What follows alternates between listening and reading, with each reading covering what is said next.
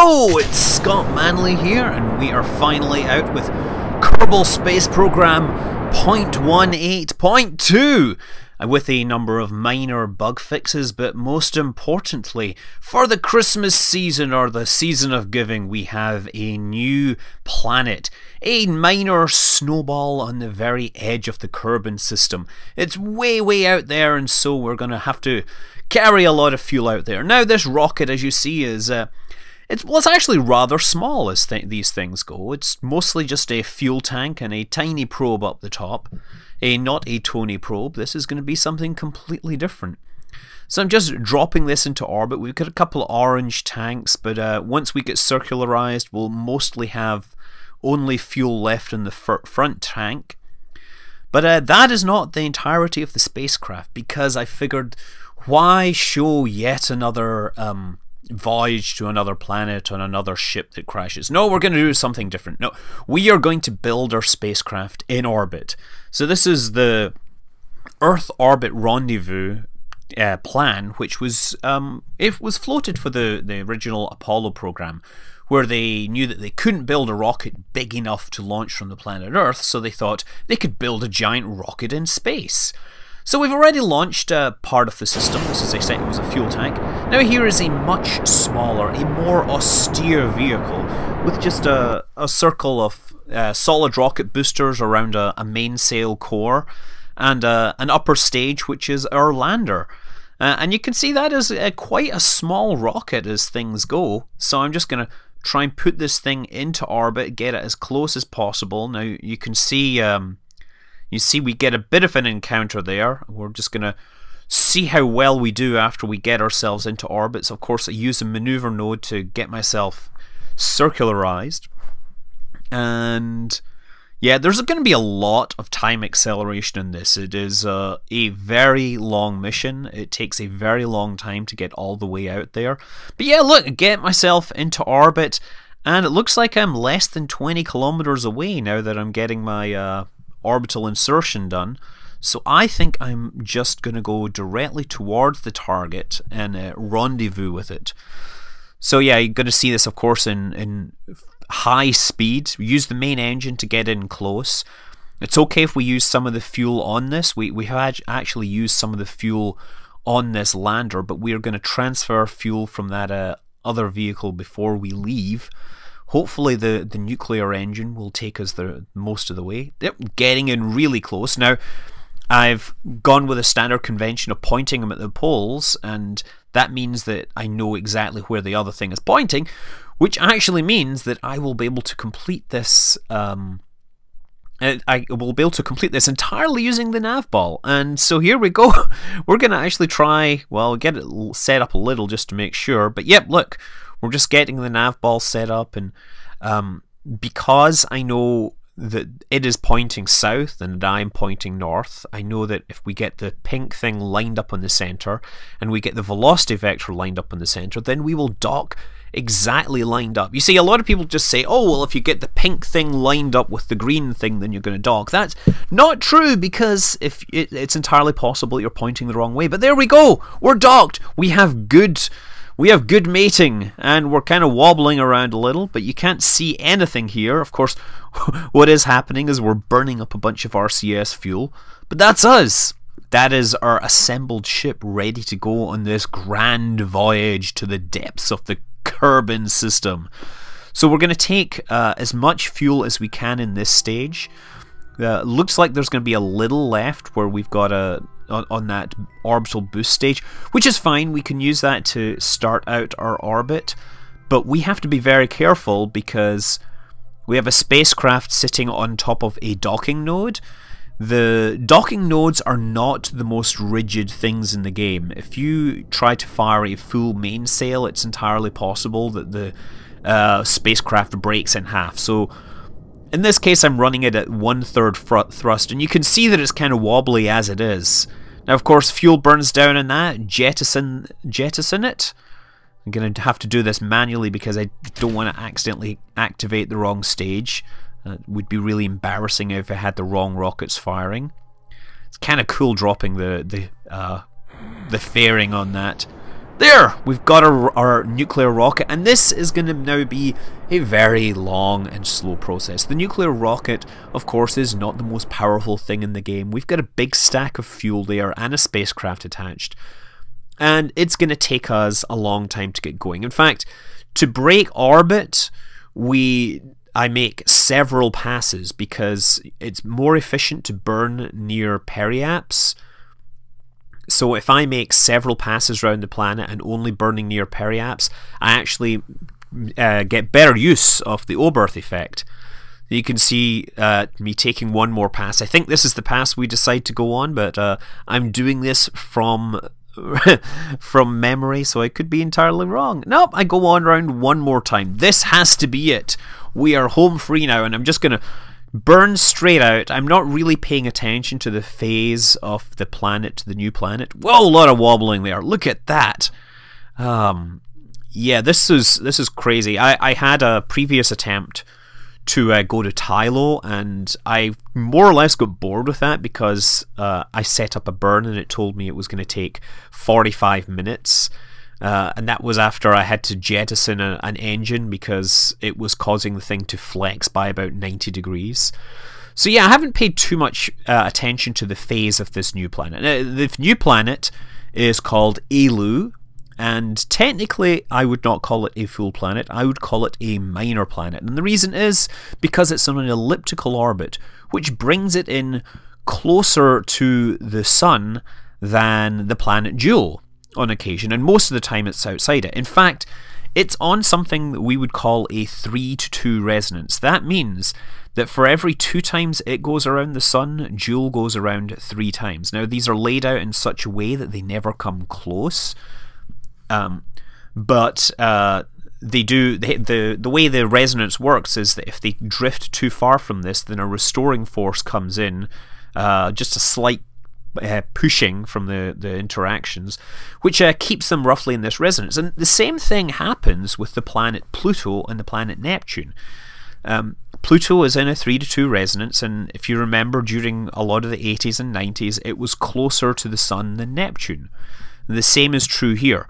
One of the reasons that Pluto got downgraded from being a full planet to being a dwarf planet was because it shared an orbit with another object. Not only that, but after an amount of time, it became obvious that there was more than one object on this 3-to-2 resonance with Neptune. And so a whole family of objects, which were christened Plutinos, were added to the zoo or whatever of the solar system. The taxonomy of the solar system, I think, is a correct term. So yeah, we've come out to the orbit of Eeloo, but it is not there. So what we're going to do is burn ourselves into a slightly wider ellipse. We basically adjust our orbit so that the next time we come around, we'll arrive exactly where Eeloo is. And of course, the maneuver nodes are fantastic for this. So I've set up my new orbit. I've adjusted my inclination. We're coplanar with this. Now just watch. We're going to swing around, and when we get out, we're going to arrive exactly where it is. And I'm just setting up an encounter or another maneuver so that we can actually encounter it. There you go. It's only 4.5 meters per second is needed on this last encounter, this last correction. And then we should fly in there and have to actually perform the capture. Now, of course, this is not a home and transfer orbit. It's slightly less efficient. I'm perhaps being a little more bold than I should otherwise be with the limited fuel on this thing. Also note that try to steer this thing is ridiculously hard. It just wants to wobble all over the place, and you think, you know, if you get it pointed and still, then you let go of the control, the whole thing shudders and wobbles. The G meter just jumps around randomly. It's kind of hard to tell what's going on. But look, there we go. We've lost our encounter, even though we know it's there. So I just time accelerate in, and there, I get it. So now we're going to perform the capture. We're going to need about 1.5 kilometers per second of delta V here. Again, not the most efficient thing we could do, but that's the facts. That's the case. We're stuck with it. Now, Eeloo is about the same mass as the moon, I think.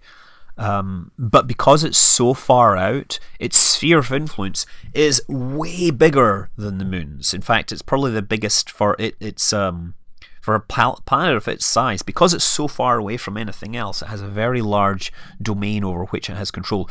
Also, you see that we're running down our fuel on that orange tank, and we're just about to finish burning out our fuel in the orange tank. That's 80% of the fuel in our cruise stage has been burned away, and we still haven't finished getting ourselves into orbit. Are you getting worried that I might not make it home? Well, I certainly was, but I held faith in my calculations. I figured out the delta V, and I think it's possible. But there we go. So we just put ourselves into an equatorial orbit and correct things down a little more. We want to get a nice low orbit around this planet. We take several attempts, mostly because I was being lazy. There we go, coming down, we get our first look. It is like a dirty snowball. It looks like it's had some sort of cryo-volcanic activity, maybe cryotectonics or whatever, I think is the term they use for ice sheets sliding across the surface of you know, bodies that are largely water. I'm not sure. This one, unlike Minmus, this is absolutely far enough away that it's probably coated with some sort of ice. You know, liquid methane even. We're not sure, but I'm just totally hypothesizing. But look, we're there! So now we transfer fuel into our... all the fuel we get transferred into this lander stage. We make sure that our RCS system is filled up, and we detach, leaving everyone on board. The upper stage is, or the cruise stage, is going to remain in orbit, and it's going to remain in that orientation. It's important to realize that I somehow managed to forget to put any power supply on this cruise stage, so all it has is a battery. Hopefully that means that I won't have problems docking with it. Hopefully it'll still be alive when I get home, but I don't honestly know. The power for this mission is coming from a pair of RTGs sitting on the side of the lander. Anyway, so it takes a very small amount of thrust, as you see, to put ourselves into a landing trajectory. We're just going to cruise down, and hopefully we'll see a landing site. Oh, beautiful sunrise! Even in time-accelerated form. So here we go. We're just above 44 kilometers up, and we're just going to get ourselves set up in a reasonable rotation to land. Of course, we have a crew of which none of the big celebrities are here. We might land in that crater. That would be kind of cool. Although I don't know how fast this thing rotates. It's certainly not near any other object, so it's not going to be stuck in a... It's not going to be tidally locked. Which means it'll have a proper day and night. Ah yeah, the rotation carries around too far. Let's aim for that canyon there. That kind of brown area. Hope, you know, maybe we won't slide around on it so much. I don't know.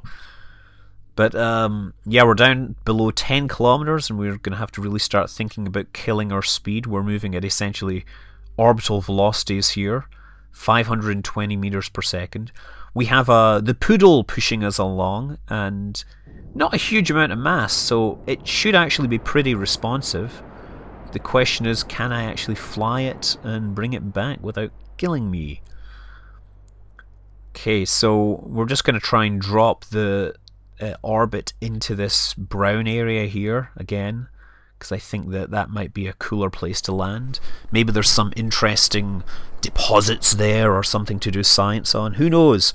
Why else would you send a mission out here? It's not as if there's Kerbal YouTube where, you know, the Kerbals are just making videos to impress other people, huh? So there we go. And we've dropped our velocity to under 100 meters per second, and we're more or less going to start to keel over and go vertical. This is the hardest part of the trip. Landing gear down, optimistic as usual. We know we're not going to make it without it, and there is no trace of atmosphere here. I can concur, or I can confirm. Yeah, I think it is similar to the moon in velocity, because if you're on the moon, the orbital velocity is about 500 and something meters per second.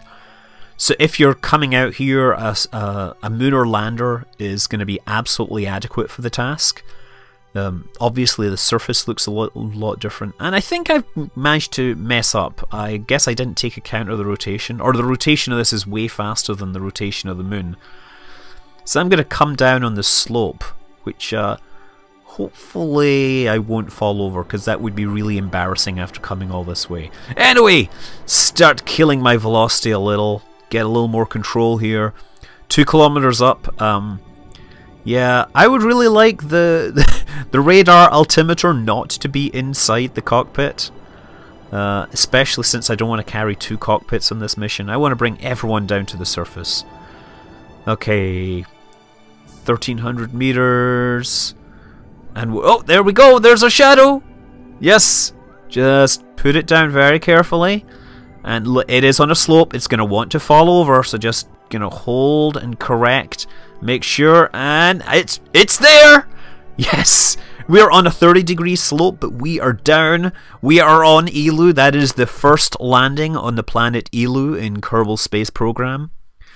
It is a long way from home. It has taken us over almost 3 years of game time to get here.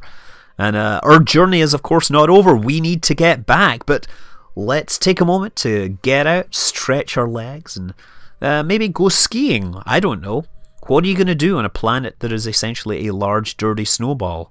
Oh yeah, turn on the lights as well, because if we put enough light and heat on this thing, maybe it'll melt and the capsule will sink through into the surface underneath.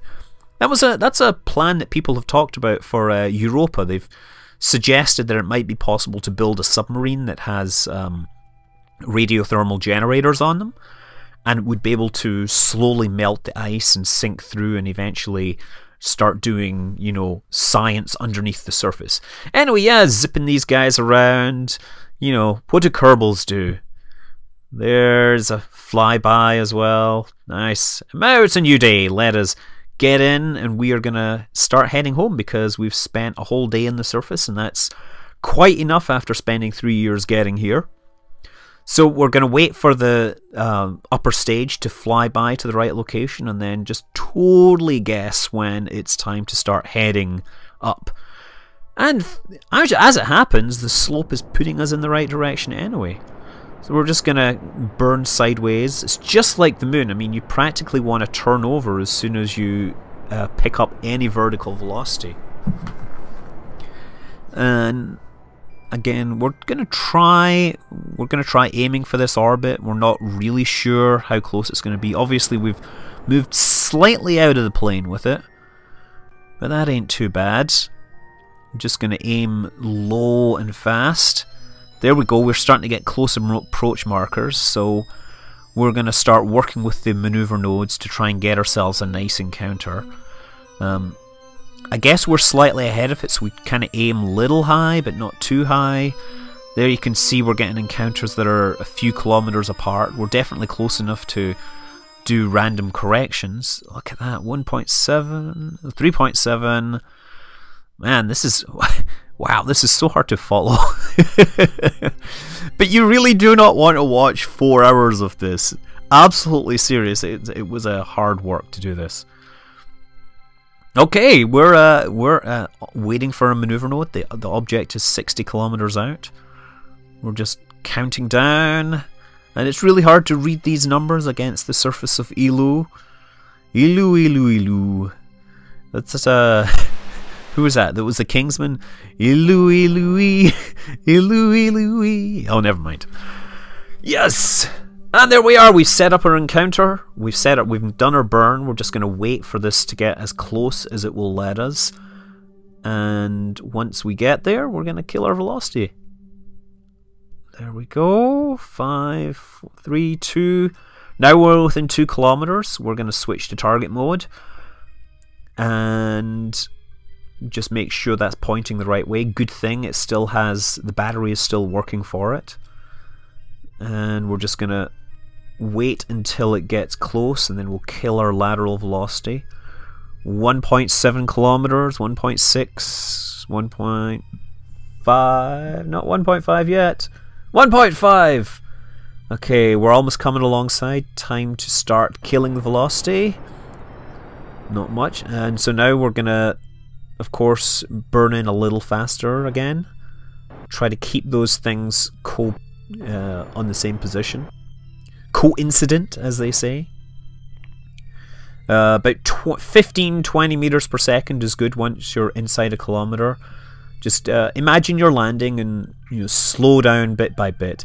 I like to use the main engine for these kind of rendezvous, for the course rendezvous, and then switch to RCS once I get close.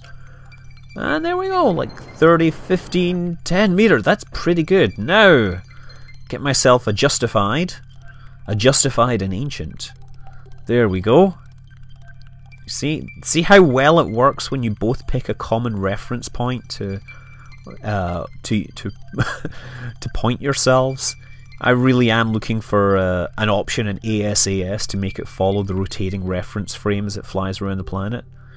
There we go. And again, chase cam mode, that is the shiznit. That is what you want to use when you're trying to rendezvous, because it keeps the spacecraft in an orientation that means that the buttons line up with what you expect them to do.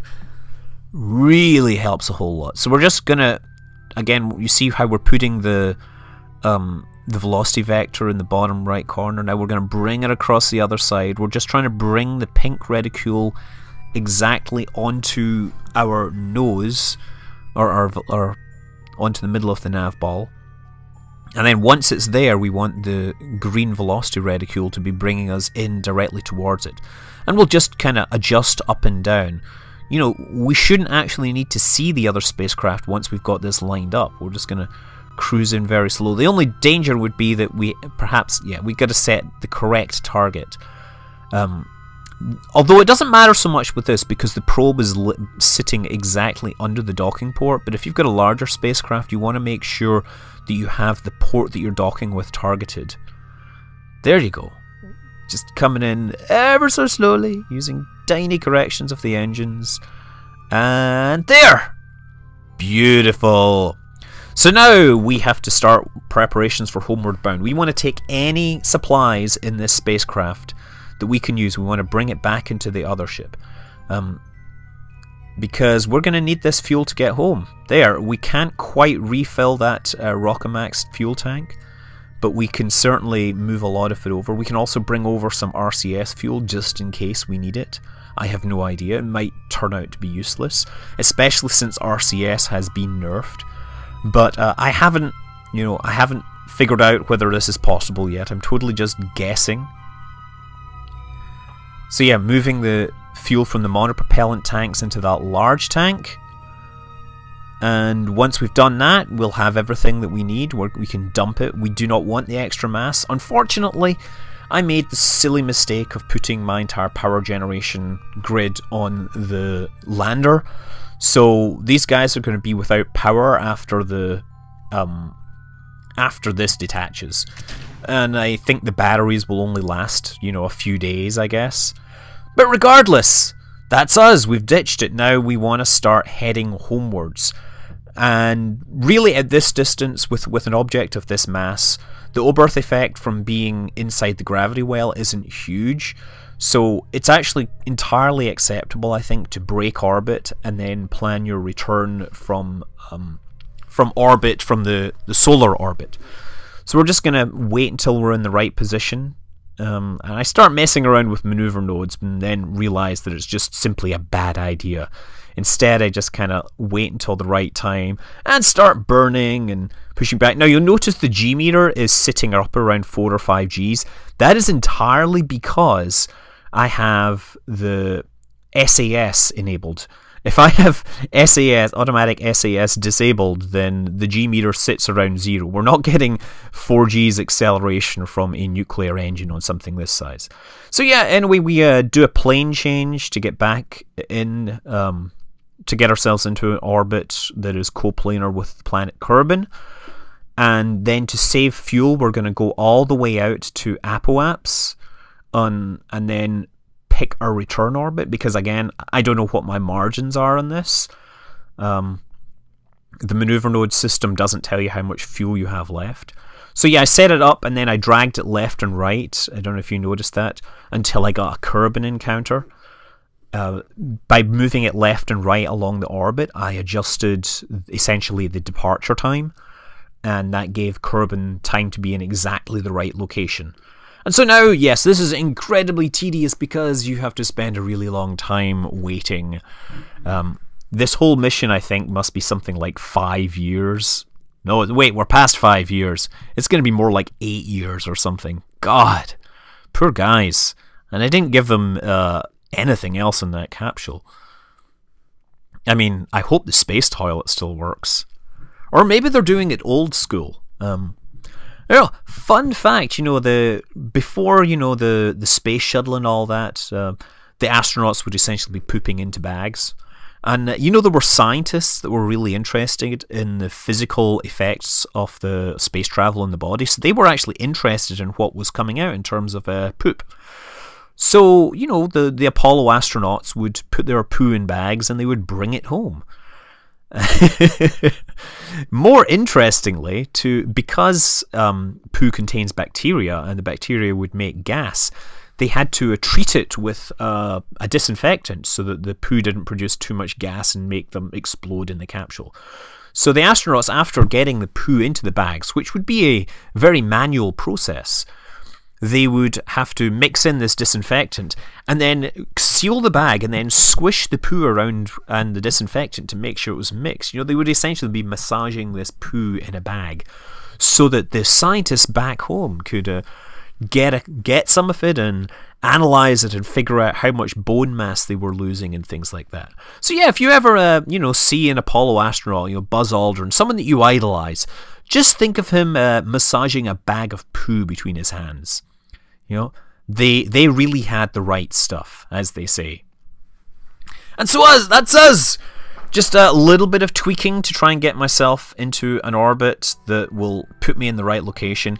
And I will admit that I loaded and reloaded this several times because I wanted to come back in style.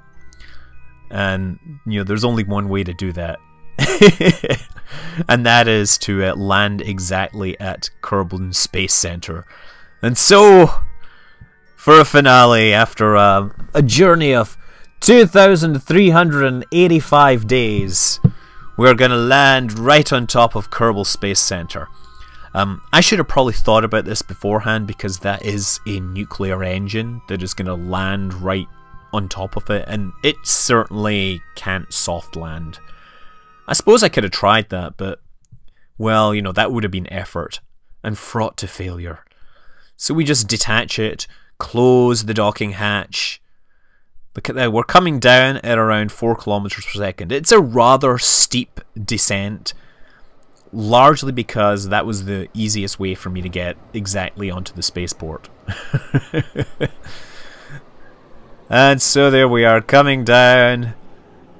They're after the longest single journey yet, I think. The longest journey to a single destination. It's, I don't know, how many of that? 6 years? Easily? Yeah, 6.5 years these guys have been in that tiny space. And we lose the capsule, we lose the tank. That will no doubt be a nuclear waste site from now on. That'd be a cool thing to add, as in addition to craters where the engines land, add little hazmat sites where the nuclear engines get cleared up, or the RTGs or whatever. So yeah, Eeloo, that's how you get there. It's just like anything else, it just takes a really long time. And I hope you enjoyed this, I hope you found it interesting. I am, of course, Scott Manley. Thanks for watching. Fly safe.